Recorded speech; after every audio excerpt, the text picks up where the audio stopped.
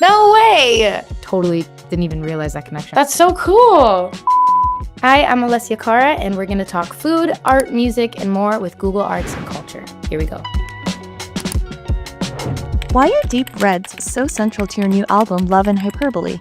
The world of deep red felt most appropriate for Love and Hyperbole, just because I feel like both of those elements, both of those sentiments, love and hyperbole feel very deep. It just feels like that color. I have something called synesthesia, which is something that makes me kind of see words and sounds and, certain shapes and colors. And I've just always kind of looked at things that way, especially in my art and my music. So I kind of like to associate certain colors for, the universe that I'm building for each album. And for this album, both of those ideas just felt really deep and dark.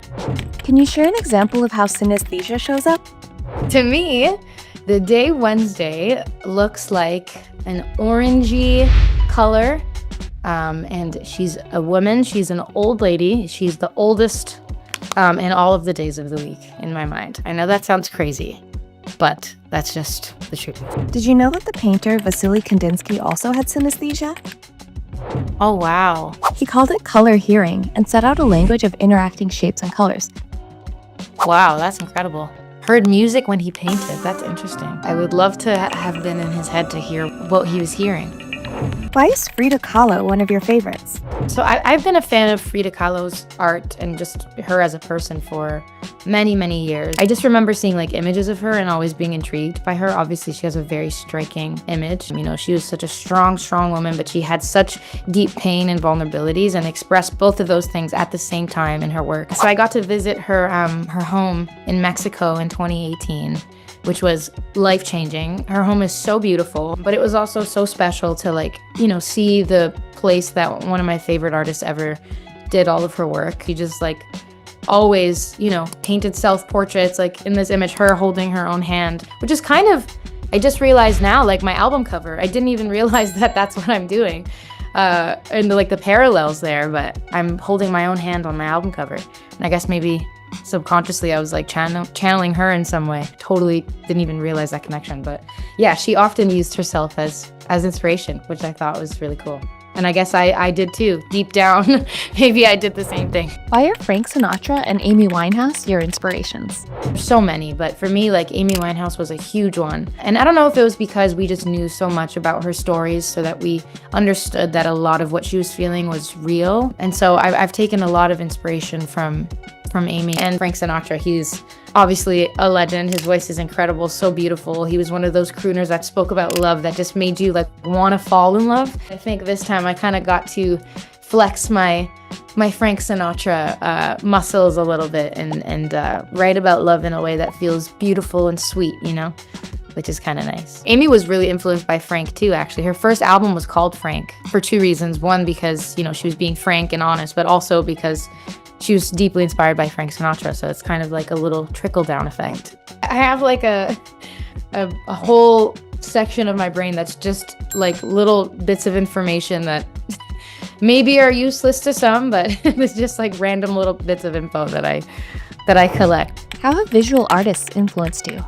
So for this album, visual artists and visual art were a really big inspiration. I got to, go to Europe. I got to go to Rome and Florence and see, all these classic painters and sculptors' work. Getting to see the Statue of David and the Sistine Chapel, all of Michelangelo's works. And I'm really glad that I got to kind of experience that whilst making this album, because I think it really did sort of trickle down into how I wanted to portray this music. In that, a lot of this type of work and this style of work, particularly, the Italian artists of that era, a lot of their work is very romantic and nostalgic. There's a lot of history and symmetry and architecture there, and I was able to kind of pull from that. Italian artists mastered light and dark contrast. Let's take a quick trip to Rome to see this. Let's go to the Casino Aurora. It sits at the highest point in Rome and is home to the only ceiling painting ever done by Caravaggio. Oh my gosh, that's so cool. Who's known for his use of light and shadow, or chiaroscuro. Beautiful. There you go, another new thing to discover in Rome. That's so cool. Fun fact, one of his most famous mentees shares your last name, Battistello Caracciolo. No way! That's crazy. Could he be my great grandfather? Who knows? Let's just say that we're related. That's so crazy. I didn't even know there was an artist with that last name. I'm just gonna pretend I'm related to him. Let's try a fun experiment called Food Mood. Let's blend your Italian and Canadian roots and see what we can cook up. Amazing. Love it. Let's do like potato and lemon, yeah. Of course they did poutine. I was gonna say, if I say potato, it's gonna say poutine for Canada for sure. Canadian cuisine is tricky because it's like poutine and maple syrup. Like there is no other, and like beaver tails. Not actual beaver tails. So russet potatoes, fresh mozzarella cheese, gravy, 2 lemons, basil, olive oil, butter, garlic, salt, and black pepper. Ooh, kind of sounds kind of nice. I actually wouldn't mind this. This looks quite nice. That is so cool. I gotta use this when I'm trying to figure out what to make for dinner. After hearing everything, it seems like your culture thread may be duality. From the passion and pain of Frida Kahlo, the light and shadow of Caravaggio and Caracciolo, the edge and elegance of Amy Winehouse, the love and heartbreak of Frank Sinatra, duality seems like it might be a central theme. What do you think?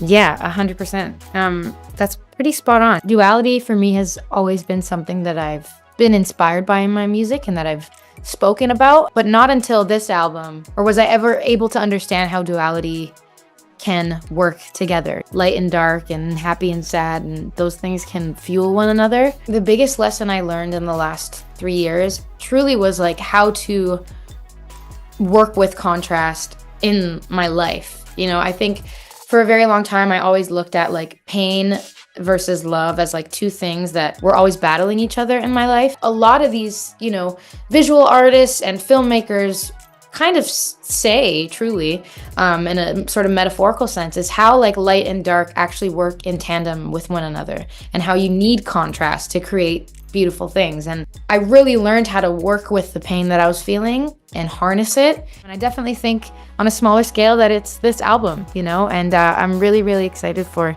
people to hear it. And I hope that they can take that sentiment with them and, you know, use it in their own lives. This was so wonderful and insightful, honestly, for me to learn so many things and to get to talk about like other inspirations for me outside of music and in music too. So thanks so much for watching. Let me know what inspires you in the comments. I brought my dog to work today.